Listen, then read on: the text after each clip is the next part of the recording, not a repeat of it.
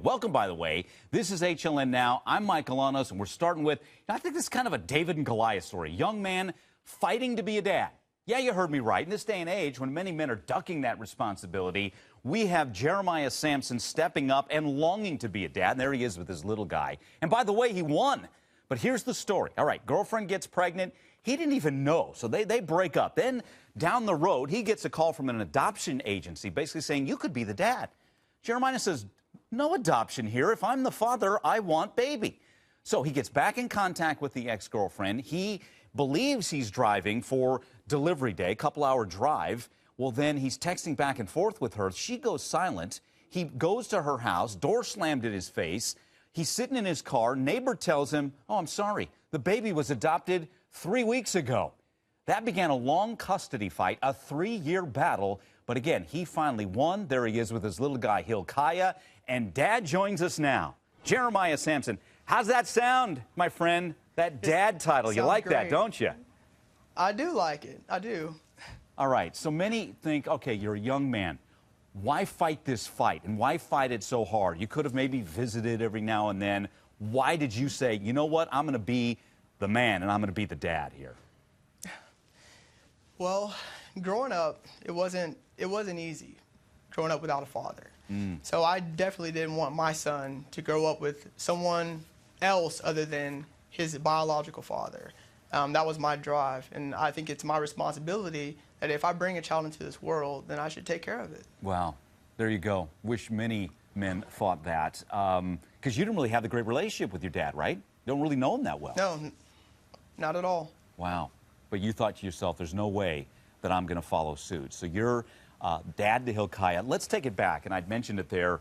So and take us to that scene. You think you're going for delivery day, and next thing you know, some neighbor of your ex-girlfriend is saying, sorry, baby's been adopted. What was your first thought? My first thought,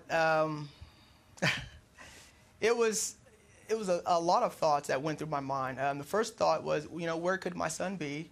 Can I see him? Is he nearby? You know, that was my first thought. And then my second thought was, where can he be? I mean, like, where can I go get him at, or where do I begin? So I called the cops. Good move. And then what? Then you got to get a lawyer, right, to begin to fight this.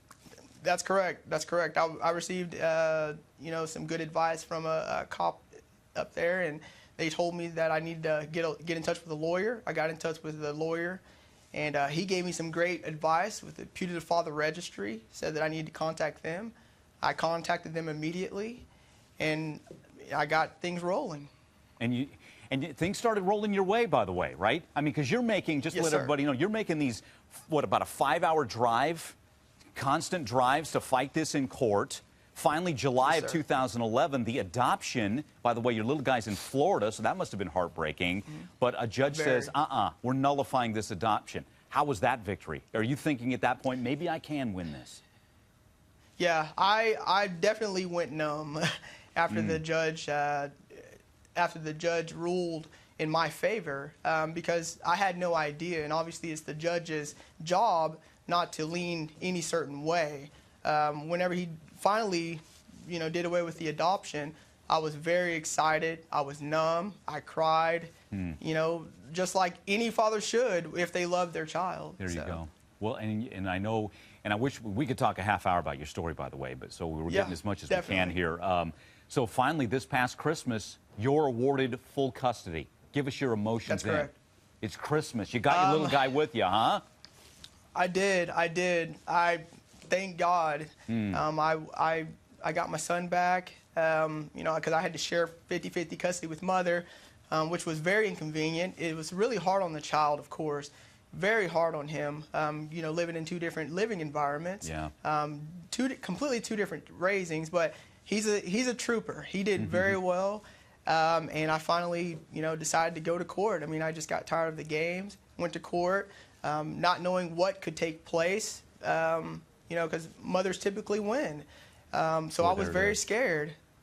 I was very scared. So me as a young father, I went and just trusted that, you know, things will do well.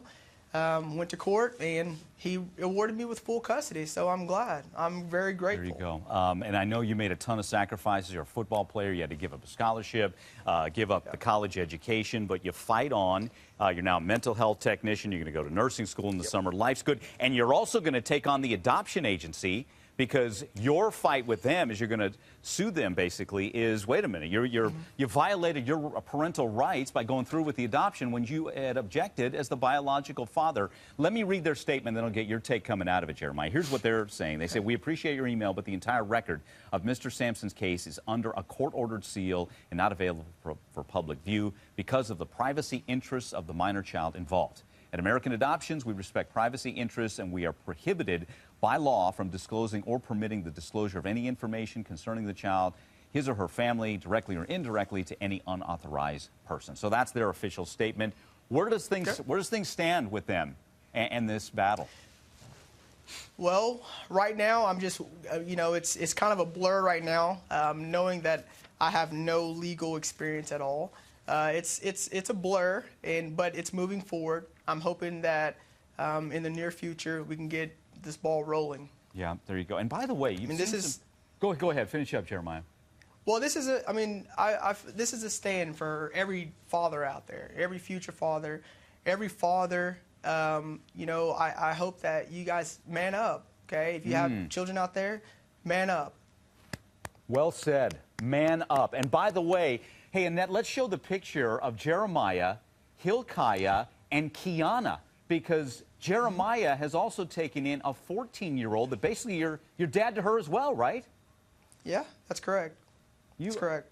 You're manning up all in more ways than one, and more men should follow suit. Jeremiah, it's been a pleasure to talk to you, and just wish you the best here as life continues, and life's good, isn't it? Yes, it is. Thank you so much. All right. God bless. Thanks again. Take care.